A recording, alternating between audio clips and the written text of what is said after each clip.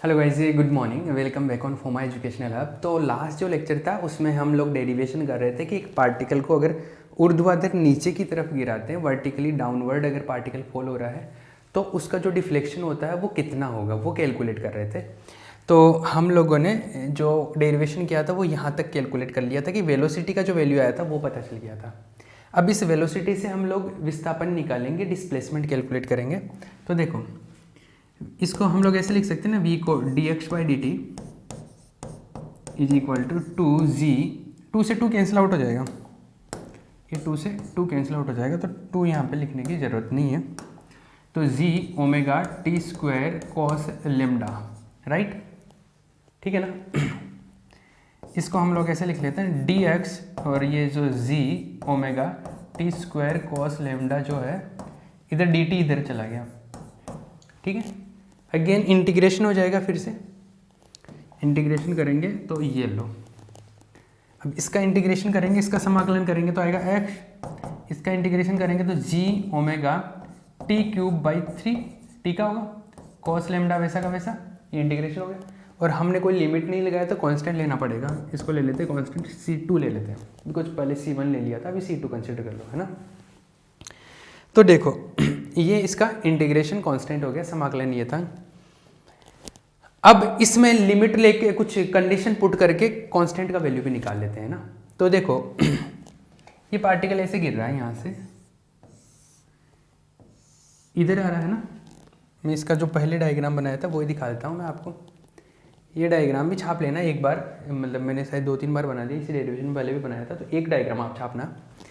तो ऊपर से नीचे की तरफ गिर रहा है एच साइड से, इस तरफ फोर्स लग रहा, इस तरफ displacement x.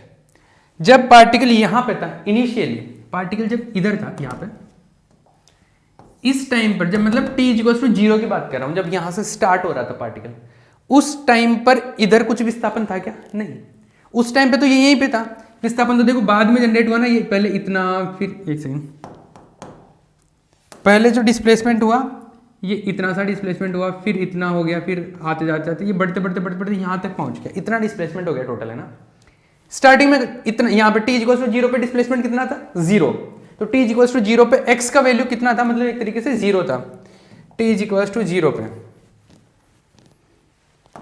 8, t equal to 0 पे x कितना था? x का वैल्यू था 0, राइट। t इक्वल टू 0 पे x 0, तो t इक्वल टू 0 पुट करो यहाँ पे, t इक्वल टू 0 पुट करेंगे तो ये तो 0 हो गया, प्लस c2, और x का वैल्यू क्या आ गया? 0। तो c2 क्या आ गया? c2 आ गया 0, c2 0 आ गया, c2 का वैल्यू 0 पुट कर दो यहाँ पे, तो x का वैल्यू आ जाएगा, आता है x is equal to g omega t cube by 3 cos lambda. ये हमारे को क्या मिला? What is this? ये है डिफ्लेक्शन, कितना डिस्प्लेसमेंट हो गया, कितना विचलित हो गया। मतलब एक कण जो यहाँ पे गिरने वाला था वो कोरलेस फोर्स की वजह से यहाँ पे जाके गिर रहा है, तो यहाँ से इतनी दूर जाके गिरा, तो ये जो दूरी है, कितना डिफ्लेक्शन हुआ, कितना विचलन हुआ, वो विचलन का मान है ये। तो एक ऊर्ध्वाधर गिरते हुए कण पर जो कोरलेस बल की वजह से जो विचलन आता है वो विचलन है ये। वर्टिकली फॉलिंग पार्टिकल का जो डिफ्लेक्शन होता है कोरलेस फोर्स की वजह से, दैट इज दिस डिफ्लेक्शन, ठीक है। तो ये x का जो वैल्यू है वो मिल गया मुझे कि इतनी दूर जाके गिरेगा। अब ये इतनी दूर जाके गिरेगा, ये डिपेंड करेगा कि हाइट, कितनी हाइट से गिराया है। अगर ज़्यादा हाइट से गिराएंगे तो ज़्यादा दूर जाके गिरेगा, कम हाइट से गिराएंगे तो कम जाके दूर जाके गिरेगा। अब आप ये सोच रहे होंगे, जैसे मैं इसको यहाँ पे छोड़ रहा हूँ तो ये दूर जाके गिर तो नहीं रहा। देखो ये जो डिफ्लेक्शन होता है ना, जो विचलन होता है, ये बहुत कम होता है, और थोड़ी डिस्टेंस में तो बहुत ही कम दिखेगा। तो यहाँ पे जब मैं छोड़ता हूँ तो इतनी डिस्टेंस में तो ये दिखता ही नहीं है। बहुत ज़्यादा ऊपर से गिराते तब जाके ये विचलन का वैल्यू अपने को दिखता है कि हाँ थोड़ा विचलन आया है, डिफ्लेक्शन थोड़ा बहुत आया है। वैसे हवा की वजह से भी होता है, वो भी चीज़ें होती है, लेकिन ये बिना हवा के बात कर रहे हैं अभी। कोई हवा का, कोई विंड का, कोई एयर का इफेक्ट की बात नहीं कर रहे हैं कि हवा की वजह से उधर चले गया, बॉल को छोड़ रहे हैं तो हवा की वजह से उधर चला गया, वो बात नहीं कर रहा। हवा की वजह से जाएगा वो अलग चीज़ है, कोरलेस फोर्स की वजह से जा रहा है वो बात कर रहे हैं हम यहाँ पे, ठीक है।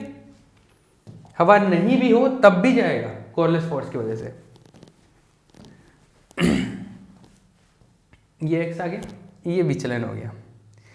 अभी देखो ये टी के टर्म्स में आया, टाइम में आया, मैं इसको एच की टर्म में लेना चाहता हूँ कि कितनी हाइट से गिरा रहा हूँ, तो ऊंचाई के पदों में लेना चाहता हूँ एच की टर्म्स में।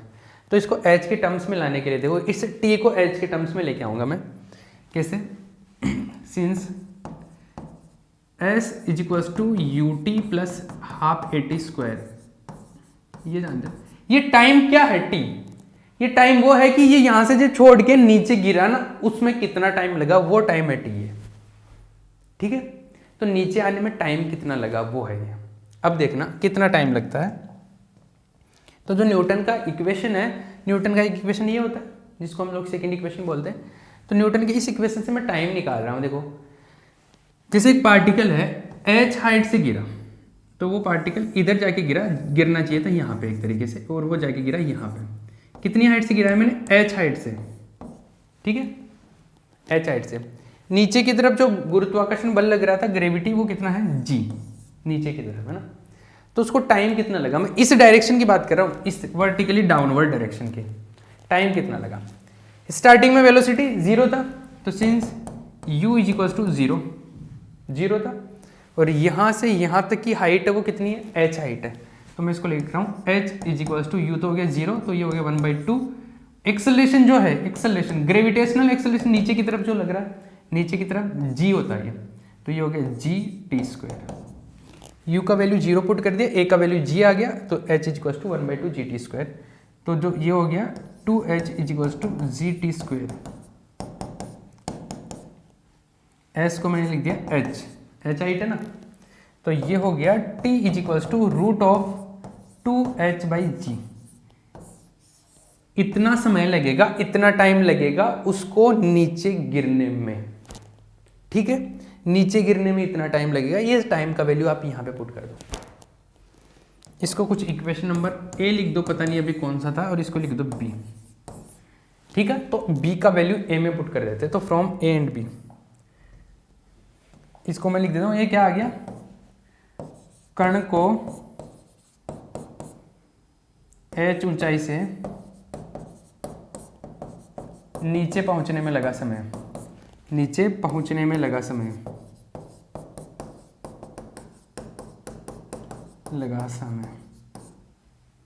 टाइम टेकन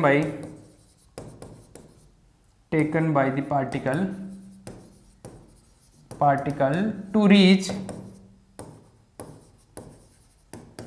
द ग्राउंड को टच करने में जितना टाइम लगेगा वो ये टाइम है। इस टाइम टी को मैं यहाँ पे पुट कर देता हूँ फ्रॉम ए एंड बी। ये छाप लेना आप साथ साथ, है ना। तो by A and B, by equation A and B, तो ए एंड बी से क्या मिल रहा है? देखो ये x is equals to g omega, x is equals to g omega t cube है, तो t का क्यूब, t का वैल्यू है √2h/g का क्यूब हो जाएगा, बाई 3 भी है तो ये 3 लिख लो, इंटो कॉस लेमडा है क्या? इंटो कॉस लेमडा, ये है कॉस लेमडा। ठीक है, ये इसको थोड़ा सा ठीक तरीके से लिखेगा, ठीक तरीके से लिखेंगे तो ये ऐसा हो जाएगा g ओमेगा बाई 3। मैं इसको ऐसे लिख देता हूँ, ये 1/2 है और ये 3 है, तो इसको लिख देता हूँ 2h 3/2। पावर ये है 3, ये 1/2, रूट मतलब 1/2, तो 3/2 हो गया। और ये है g का 3/2 है, g का पावर 3/2, g का पावर 3/2 का मतलब हो गया g इंटू √g। अरे 3/2 मतलब डेढ़ पावर, ये डेढ़ ही तो हो गया, आधा और एक, है ना, इंटू कॉस लेमडा। g से g कैंसिल आउट हो गया, तो x इज इक्वल्स टू आया, क्या आया? ये आया omega by 3√g 2h to power 3/2 cos lambda. यह आ गया अपने पास में, क्या आ गया? ये आ गया विचलन, h के पदों में आ गया। अब आपको ये बोला जाए कि कोई पार्टिकल है वो h ऊंचाई से गिराया जा रहा है, h हाइट से अगर गिराया जाता है तो कोरलेस बल की वजह से उसमें विस्थापन कितना आएगा, विचलन कितना होगा, डिफ्लेक्शन कितना होगा, तो वो डिफ्लेक्शन इतना होगा। वो इस बात पे भी डिपेंड करेगा कि वो पृथ्वी के कौन से हिस्से में बात कर रहे हैं। मतलब जो अर्थ है, एक सेकेंड,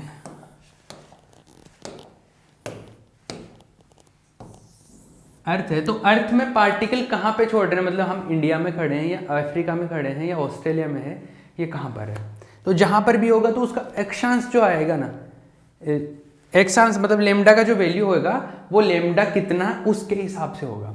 जैसे मान लो कि लेमडा जो होता है, ये लेमडा, ये एंगल है लेमडा आपका, है ना, तो आप यहाँ पे हैं, यहाँ पे हैं, यहाँ पे हैं, उसके हिसाब से लेमडा का वैल्यू चेंज होता रहेगा। तो लेमडा पर भी डिपेंड करेगा ये।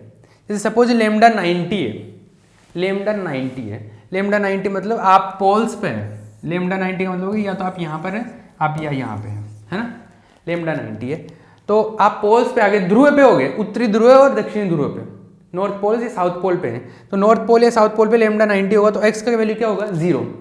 मतलब आप उत्तरी ध्रुव या दक्षिणी ध्रुव पर जब इसको बॉल को फेंकेंगे तो वहां पर कोरलेस बल की वजह से कोई विचलन नहीं आएगा, विचलन 0 होगा। आई बात समझ।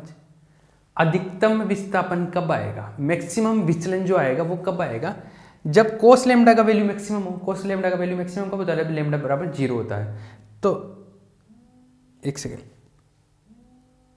लेमडा इज इक्वल टू क्या हो, 0 हो।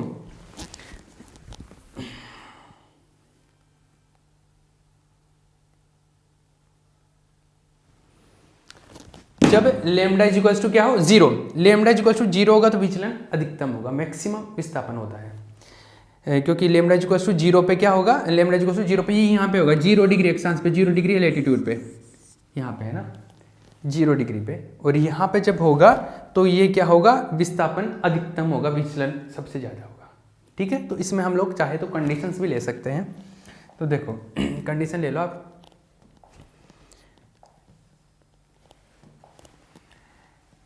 केस 1, इसको मैं लिख लेता हूँ, ये क्या है, विचलन है, विचलन है, डिफ्लेक्शन है, डिफ्लेक्शन, ठीक है ना। वो यहाँ पे गिरने के बजाय इतनी दूर जाके गिरता, तो वो इतनी दूरी कितनी है, कितनी दूर जाके गिरा, विचलन कितना हुआ, डिफ्लेक्शन कितना हुआ, वो डिफ्लेक्शन है। इसमें आप चाहे तो केस ले सकते हो, case 1, if lambda is equals to 90, मतलब ध्रुव पे, एट पोल्स, ध्रुव पर, उत्तरी ध्रुव हो सकता है या दक्षिणी ध्रुव हो सकता है, ध्रुव पर बात कर रहे हैं हम लोग, तो लेमडा इज इक्वल्स टू 90, वो 270 आ जाएगा, इधर वाला आएगा, तो मतलब बट ऐसा है कि ध्रुव पे बात कर रहे हैं, तो एक्स, तो कॉस लेमडा जो आएगा, cos lambda is equals to cos 90 is equals to 0 हो गया, है ना, और ये 0 हो गया, तो क्या हो गया, x इज इक्वल्स टू क्या आ गया आपका, ओमेगा 2h 3/2 3√z cos 90, तो ये हो गया x इज इक्वल्स टू 0, मतलब कि कोई भी विचलन नहीं आएगा, विचलन शून्य होगा, तो ध्रुव पर कोई विचलन नहीं होता, अतः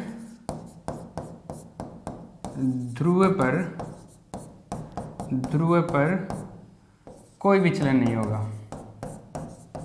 कोई विचलन नहीं होगा, देयर विल नॉट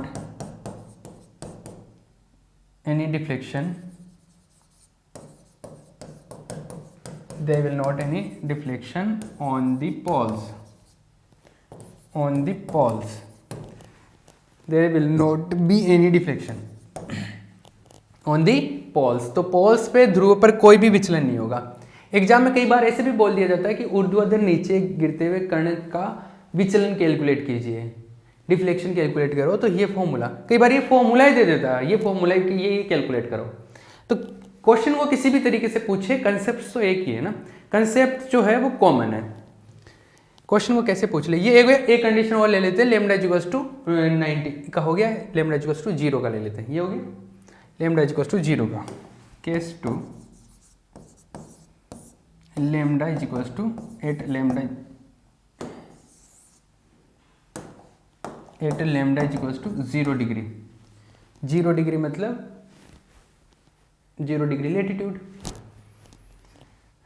ठीक है ना।